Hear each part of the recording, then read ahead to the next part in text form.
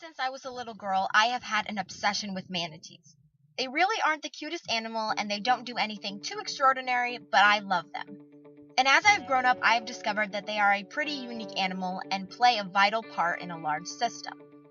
These sea cows can weigh between 440 to 1,300 pounds, and they live in warm, shallow rivers, bays, and coastal waters and are very popular in Florida.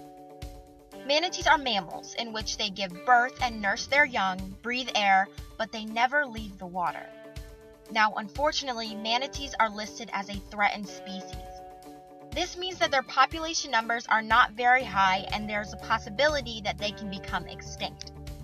Manatees are dying by human causes that can be controlled. But why should we even care about manatees? They aren't as cute as puppies or as majestic as the bald eagle. But they are more important than we realize.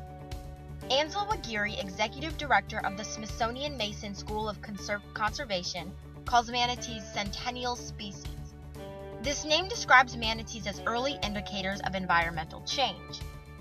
By examining the health of manatees, a conclusion can be made about the health of the waters they live in. For example, if water quality is poor, there would be a decrease in vegetation, which is the manatee's food of choice, and therefore a decrease in manatee population. Not only can manatees indicate the health of the waterways, but they can also control it. Manatees eat the seagrass and vegetation in waterways. If manatees went extinct, this vegetation could overgrow and congest the rivers and bays. In fact, manatees eat a tenth of their own weight every 24 hours. Also along the lines of eating, manatees consume the vegetation and process it back into the environment as a form of fertilizer. So not only are they just controlling the growth of water plants, but they are helping it through a process. Another important point is that manatees are a large form of ecotourism in Florida. Per year, 70,000 people visit Crystal River, Florida to swim and see the manatees. These tourists are staying in hotels, purchasing souvenirs, eating at local restaurants, using local services, and manatees are helping to deliver this boost to the economy.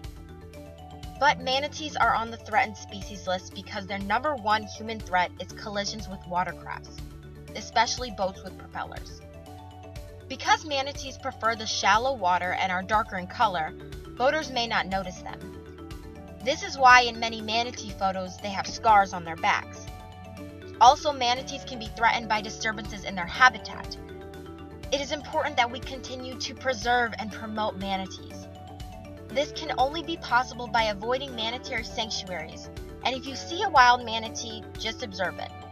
Although it may be tempting, don't feed or offer water to manatees. Stay alert when boating, obey speed zones, slow down, stay in deep water channels, and be on the lookout for those dark blobs.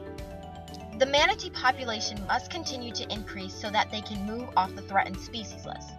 If they go extinct, we can have clogged, dirty waterways, a loss from a strong part of the economy, and we'd probably miss this really cool animal. So although manatees may not hold the award for being the most adorable animal, they do play an important role in the eco and species system. Plus, I think they're really cute.